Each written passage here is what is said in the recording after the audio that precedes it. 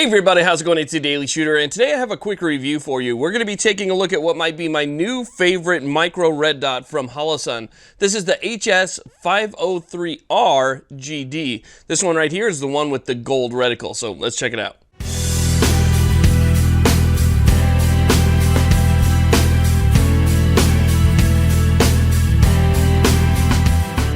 Okay, so here's a closer look at our optic right here. Again, this is the Holosun HS503R-GD. GD stands for gold dot. This is the option right here that allows you to go between a gold ring reticle with a dot in the center or just a simple gold dot.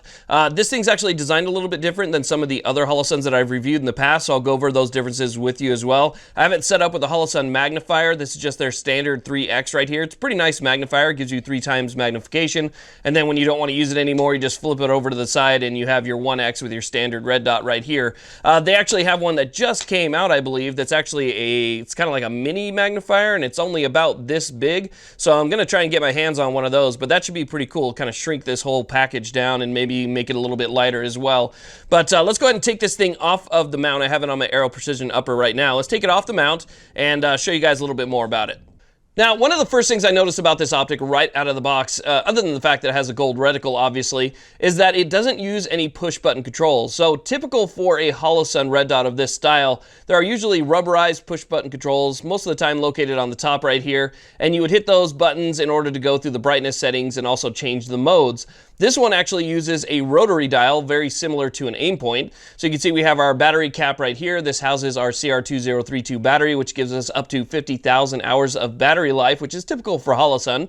For some reason, other companies just haven't caught up yet. I mean, there are some out there who offer 50,000 hours plus, but I've still seen a lot of companies out there that go max 10,000 hours, and I think that 50,000 should be the industry standard by now. Nonetheless, the battery is located in that rotary dial. We have a little arrow right here, which tells you which brightness setting you have this thing on, and there are 10 different brightness settings. So it goes all the way down from night vision all the way up to 10, which is the brightest setting, and it is extremely daylight bright. That's one of my biggest curiosities with the gold dot, was how bright is this going to be in the desert, out in the middle of the day? The bright sun, the sun's beating down on you, and you got this red dirt, and what's that gold reticle going to look like? And I got to tell you, when you have this thing on 10, you can easily turn it down to 9 and still have a very bright reticle. The gold just shows up so nicely. So again, 10 different brightness settings. Now, this thing does have 2 different modes. It has the ring reticle, like we talked about before, 65 MOA ring with a 2 MOA dot, and it also just has the 2 MOA dot. So how do you go through those different settings?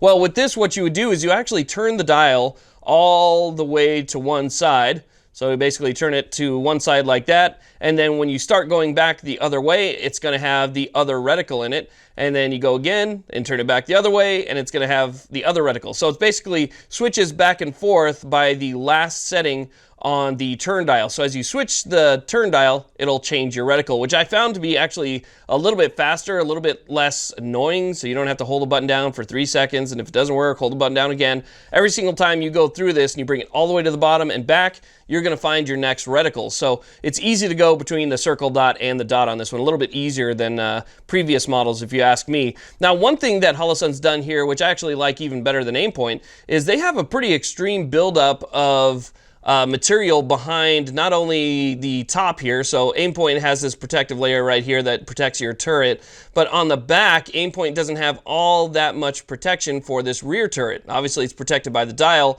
but towards the back, there's really not all that much. Here on the Holosun, you can see that the buildup is actually pretty good. So it protects this turret, both front and back, pretty well. So I like that buildup of material. It's got a nice slim profile to it. There's not really much going on here other than that turn dial. So it's a very easy to use optic, and I like it quite a bit. Now, this particular Holosun, just like other Holosun optics of this type, does have a fully multi-coated lens. It's anti-reflective. As you can see, it's a very nice clear glass. One thing that I've always liked about Holosuns, ever since I did my first review of the 403A, I believe it was, the original one that had the battery underneath the optic itself, is that Holosun has some of the clearest glass that you're going to find in an optic of this type. So a lot of other optics have a little bit of a hue to them, or a little bit of purple, a little bit of green, whatever the case is.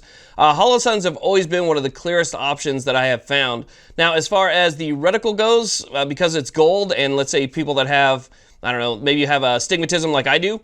For some reason, the gold on just the dot mode does seem to flare a little bit more than a typical red or green dot. So for me, I do get a little bit more flare. But when I turn this thing on to the 65 MOA with the 2 MOA dot, I don't know if it's the gold that's around that dot, but it seems like that kind of fixes the problems that I have with my astigmatism. It seems to clear up that center dot just a little bit, and I don't get any type of flaring off that 65 MOA ring. So that's one thing I wanted to mention for those people that are out there that do have an astigmatism like myself.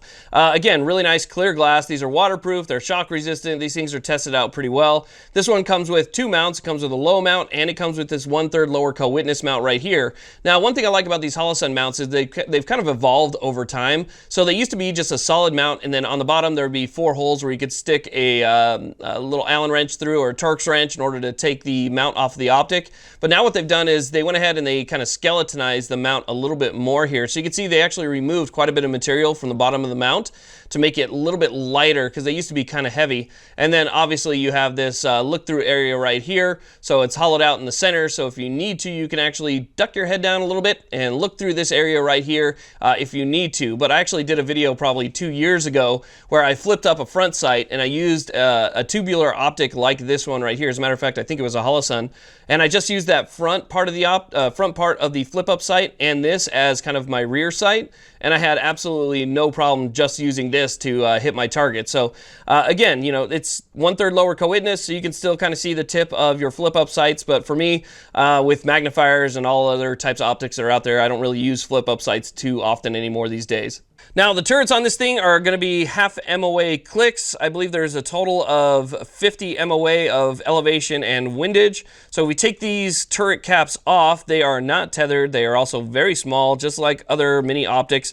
Not tethered, very small, easy to lose, so try not to lose them. There's a little tool on the top here, because you can see that our adjustment knob right here has a little index on it for like a small screwdriver. You can use a small screwdriver. You can actually use the head of a casing to make your adjustments, but they have a little tool on the top right here. You take this, you line it up, and then you go ahead and you make your adjustments. Again, 1/2 MOA clicks. See, I dropped it right there.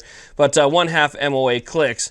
Now, this thing is low profile. It's a very small cap, and it actually dives in this little protective area pretty well. As a matter of fact, the protective area is going to be taller than the caps. I know that might be a little bit difficult to show on camera, but you can see that the cap actually sinks into the protective area.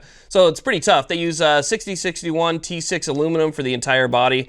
And these are great little optics. I've had these for years and I've beat them up. I mean, I have one that is so abused that you wouldn't think it runs, but it still works just fine. As a matter of fact, I have it on my 300 Blackout AR pistol, and it's still going strong, and it's several years old, and it's gone through several batteries already. So they are really nice optics and really affordable too. I mean, these things come in at, I think they're still coming in around $269. As a matter of fact, this was sent to the channel by Optics Planet. I do have a discount code for Optics Planet as well. You can check my website, which is linked down below. You head over to my website, you'll find this video and any discount codes, links, coupons, stuff like that over there, because I can't post those here on YouTube. But I think they're coming in still around $269, which is extremely competitive in this type of market that's, got some pretty good stuff in it.